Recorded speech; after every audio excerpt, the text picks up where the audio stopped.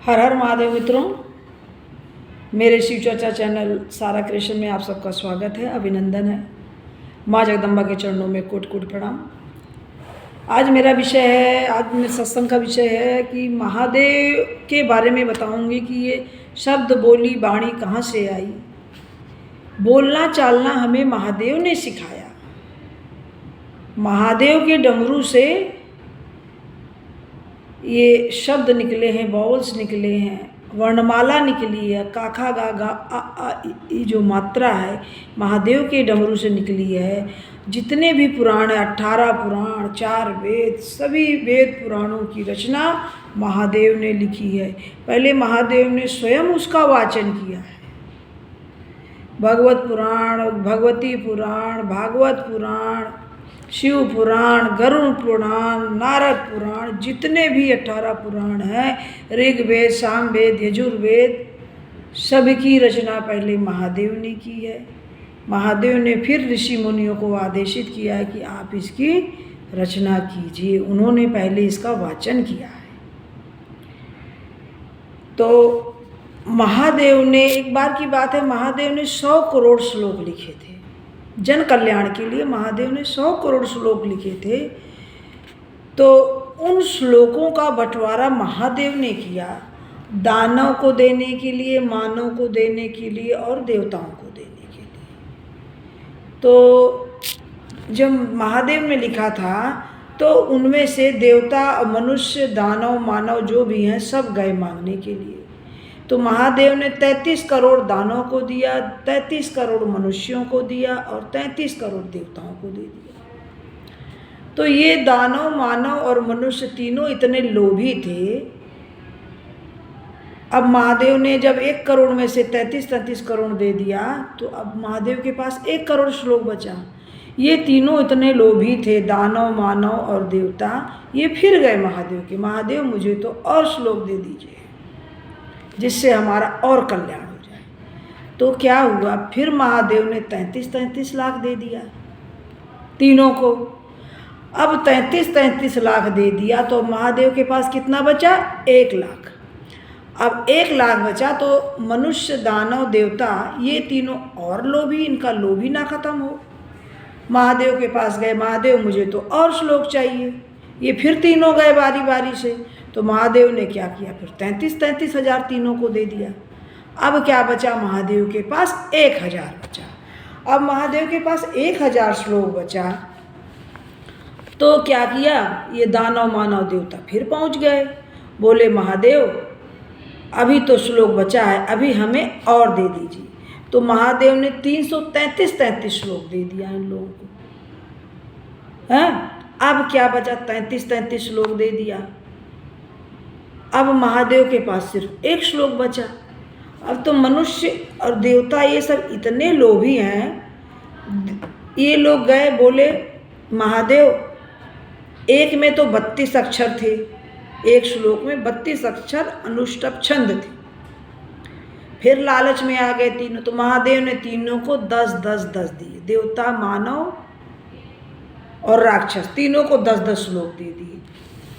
अब देवता, दानव, मानव को फिर दे दिया तो महादेव के पास कितना श्लोक बचा? 2 दे दिया तो 2 शब्द बचा।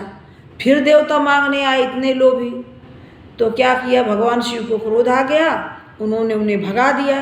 बोलो जाओ, अब मैं इसे नहीं दूंगा, तुम्हें ही सब दे दूंगा तो मेरे लिए क्या बचेगा।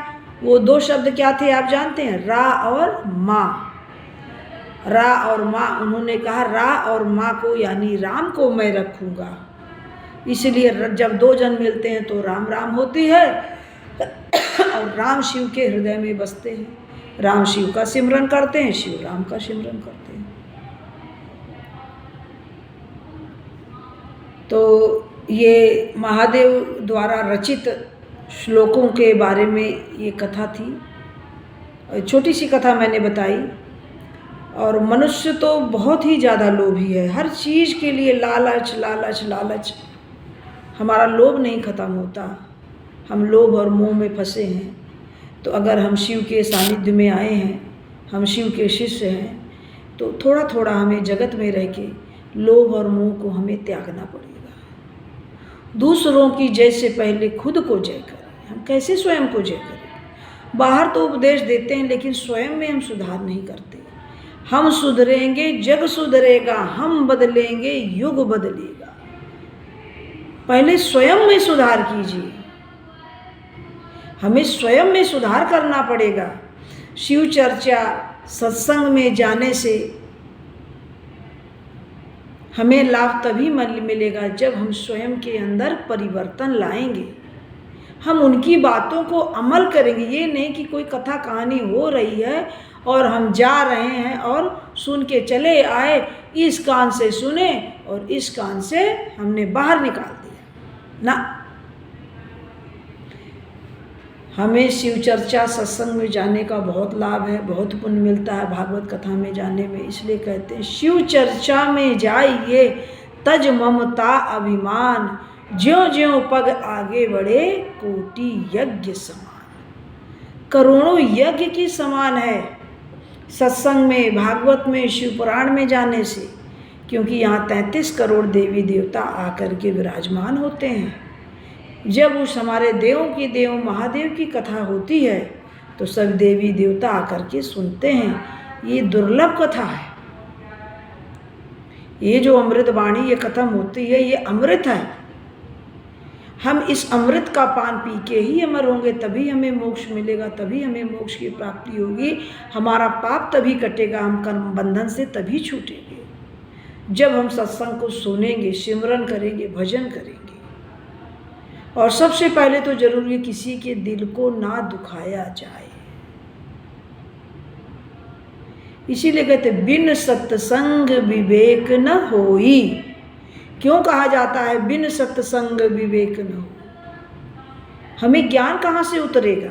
जब हम सत्संग सुनेंगे तो ज्ञान की बातें हमें हमारे अंदर आएंगी, और जब हमारे अंदर आएंगी तो हमें उसे सुनना है, अपने दिल में उतारना है और उसको अपने जीवन में उतारना है। उसके बाद लोगों को बताना भी है।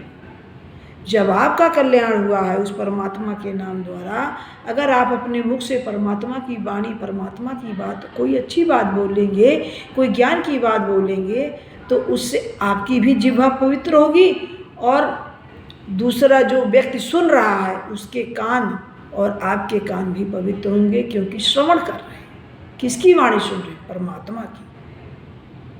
इसलिए हम परम सौभाग्यशाली हैं जो हम शिव के शिष्य हैं। मैं अपने आप को बहुत धन्य समझती हूँ, बहुत सौभाग्यशाली समझती हूँ कि शिव ने मुझे चुना है, मैं उसकी शिष्या हूँ। हमारी हिम्मत नहीं, हमारी औकात नहीं हम परमात्मा के लिए 2 शब्द बोल सकें। ये तो वो परमात्मा बुलवाता है हमसे, वो हमें चुनता है, हमारा सामर्थ्य नहीं है।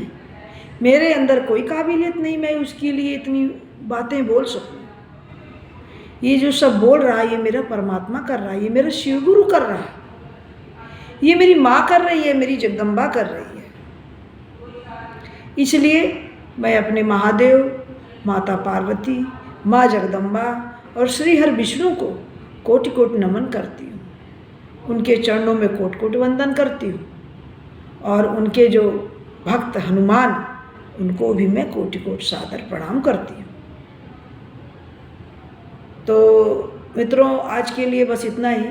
बाकी फिर नेक्स्ट वीडियो में, वीडियो बड़ी हो जाएगी, नेक्स्ट वीडियो में बाकी चर्चा करते हैं। ये मेरी शिव की छोटी सी चर्चा थी।